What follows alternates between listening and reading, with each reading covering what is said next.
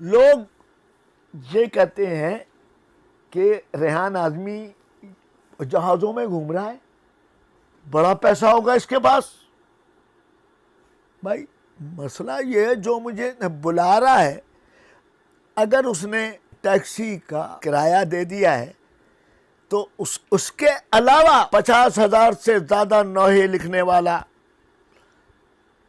10,000 से ज़्यादा मनकबत लिखने वाला, 5,000 से ज़्यादा सलाम लिखने वाला, वो उसके लिए नदीम सरवर, हसन सादिक, रज़ा अब्बास ज़ैदी और रिजवान ज़ैदी, फला फला फला फला, या गली का कोई बच्चा गाजी अब्बास के अलम पर हाथ रख के कह दे कि रेहान आज़मी ने किसी से 2 पैसे लिए। 50,000 नौहों का आपने कभी कुछ नहीं लिया। मैं कह तो रहा हूं कि गाजी अब्बास के अलम पर हाथ रख के कह दो किसी को भी। और वो बात दीगरे है कि किसी ने सालगिरह में, शादी ब्याह में कोई लिफाफा दे दिया हो, उससे मैं इनकारी नहीं हूं, या मेरे लिफाफे पर नियाज़ हुसैन लिखकर किसी ने 10 रुपए दे दिए हों तो उसका इनकारी हूं नहीं मैं, मेरे सर पे है वो नियाज़ हुसैन। उससे हट के आप से फिर कह रहा हूं, किसी ने शादी ब्याह सालगिरह में अगर इन्वेलप दे दिया हो तो शायद मैंने भी कुछ किया होगा। नदीम सरवर जैसे आदमी ने, जब उनकी शादी हो रही थी तो उन्होंने कहा एक दिन कि यार मेरी शादी में रेहान आज़मी ने 4,000 रुपए दिए थे। उन्होंने भी मेरे बच्चों की शादी ब्याह में, बेशक वो ज़माना जिस ज़माने में मैंने 4,000 दिए थे, आज के दौर में वो 4,000 4 लाख के बराबर होंगे। नदीम सरवर ने बिल्कुल मेरे बच्चे की शादी में लिफाफा दिया और उसमें लाख रुपए दिए। ठीक, मैं कह रहा हूं, मैं झूठ नहीं बोल रहा हूं, लेकिन मैंने अपनी औकात के मुताबिक, मैं तो यार दिन में 4-4 नौकरियां करके भी किसी के आगे मैंने हाथ नहीं फैलाया। पूरी कौम कह रही है मुझे कि आप सरमाया हैं, आप असासा हैं। कोई देखने नहीं आता कि आदमी के घर में आटा है या नहीं है, इसके बच्चों के स्कूल की फीस दे दी गई या नहीं। इतनी बड़ी कौम है, इनके हाथों पर कुरान रख के गाजी का आलम दे के पूछो यार रेहान आज़मी ने कभी किसी से लिखने का पैसा लिया है? ये तो नोहा है, ये तो मनकबत है।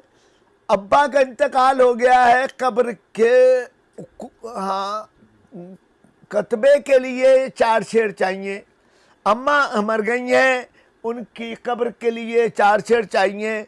उनका सोयम हो रहा है, इश्तहार के लिए 4 शेर चाहिए।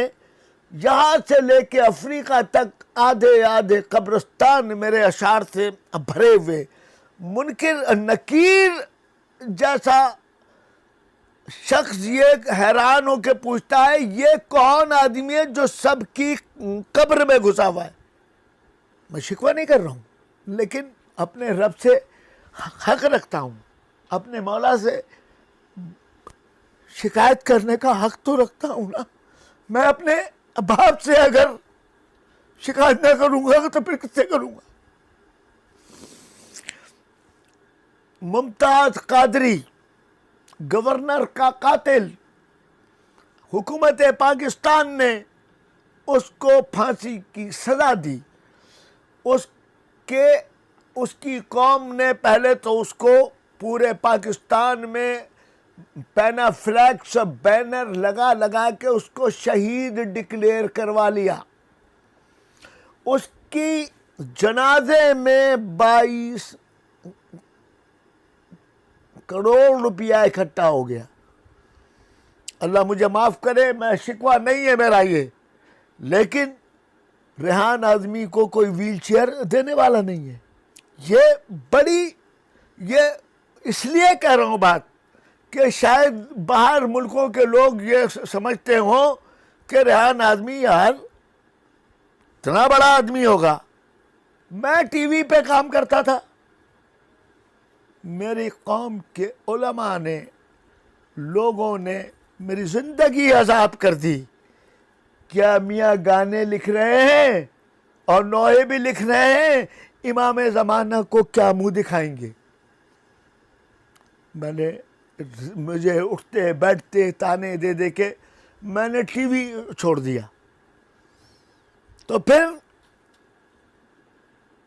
कोई खुम्सखोर देखने नहीं आया कि इसके घर में अब जब जितने जॉब छोड़ दी तो अब कैसे चल रहा होगा इसका घर।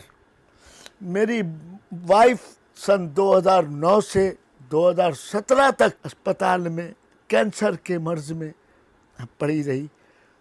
पूछे पूरी कौम से, सिवाय अल-जुल्फ़कार के नकी या एक आध और आदमी है जिन्होंने मुझे ये कह के कसम दी हुई है कि नाम मत लीजिएगा। वो भी इतने कोई लाखों नहीं, करोड़ों नहीं। ज़ियाउद्दीन हॉस्पिटल में सन 2009 से एक इंजेक्शन जहाँ 15,000 से कम का नहीं था, सन 2009 से और 2017 तक। और फिर मेरा बच्चा सलमान आज़मी 17 दिन में सिर्फ वेंटिलेटर के 17 लाख रुपए आगा खान, जाए पूछे आगा खान के रिकॉर्ड से, ये खाली वेंट के। और उसके बाद घर की कोई कीमती चीज़ रह नहीं गई, सब बिक गई, इसलिए कि किसी के आगे मैंने हाथ नहीं फैलाया। इतने बड़े बड़े लोग बैठे हुए, इतने बड़े बड़े, मैंने लिखता रहा सारे लोगों के लिए। सिर्फ मैं कहता हूँ कि पूरी दुनिया से एक आदमी ले आइए, क्योंकि आपका तो काम है, अब आप कैमरा लेके टहल रहे हैं, हर जगह लोगों से बात कर रहे हैं, उनसे ये सवाल ज़रूर कीजिएगा, यार ये रेहान आज़मी, आज मैं नाम लेने से गुरेज करूँगा, यूट्यूब से लोगों को 5-5 करोड़ रुपए, 2.5 करोड़ रुपए मिल रहे हैं। इनसे पूछिए कि आप मौला को हाजिर नाजिर जान के बताइए कि इतने पैसे मिल रहे हैं या नहीं, और इसमें से आपने रेहान आज़मी को कभी देने की कोशिश की, जबकि उसने तो हमेशा कहा नहीं चाहिए मुझे। ये YouTube पे आपके लिखे हुए नोहे जी, अपलोड करते हैं, जी, उससे जो रॉयल्टी जी, मिलती जी। है, आपको कुछ नहीं मिला उसका? मौला की कसम खा के कह रहा हूँ, एक सिंगल टेडी पैसा मेरे लिए हराम है।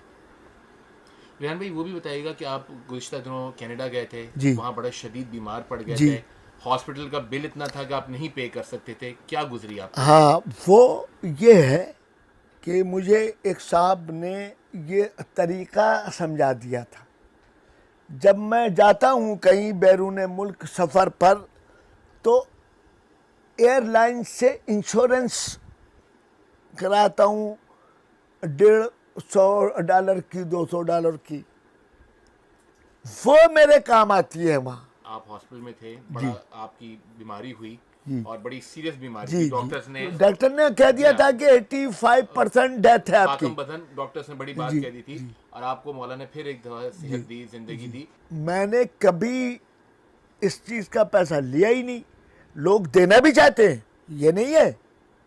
मैंने कहा देखिए, आप मुझे वहाँ से लंदन से एक साहब आए, वो लाडेक उनकी बच्ची नोहा पढ़ती है, तो वो आए मेरे पास, उन्होंने नोहा लिखवाया और उसके बाद उन्होंने मुझे कुछ लिफाफा देना चाहा पॉन्ड्स में। मैंने कहा लाडक साहब, ये पैसे अगर आप मुझसे नोहा लिखवाने से पहले दे देते तो शायद मैं वसूल कर ले लेता। अब मैंने नोहा लिखने के बाद ये हदिया हो जाएगा और मैं इतना सस्ता नहीं बेचूंगा ज़िक्र हुसैन। क्या खूबसूरत बात कही आपने जी। मैं कहा मैं इतना सस्ता, अच्छा तो मेरे पास तो यहाँ रश लगा होता है, मेरे गवाह बैठे हुए हैं यहाँ, इनको गाजी अब्बास की वास्ता दे के, मौला कायनात का वास्ता दे के, जनाब सैयदा का वास्ता दे के पूछिए कि इस आदमी ने किसी से पैसा लिया है।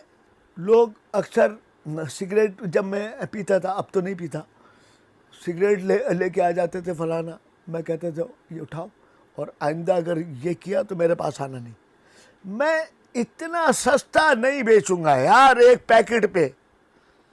और जब तुम खुद कहते हो कि ये जहर है, तो बाबा ये जहर तुम क्यों लेके आते हो मेरे लिए? मेरे लिए कोई बादाम पिस्ते फलाना लेके आया करो। और ये सारे साल ही ये मोहब्बत क्यों नहीं होती? रेहान भाई, इतने मुश्किल हालात हैं और बज़ाहिर ऐसा लगता है कि आपके पास कोई एक मुसलसल इनकम सोर्स भी नहीं है जी। घर कैसे चल रहा है? घर, अब या तो इस बात को मान लीजिए आप कि मेरा मौला अपने ऊपर उधार नहीं रखता, या कह दें कि ये झूठ है। मैं अब इसके आगे क्या कहूं?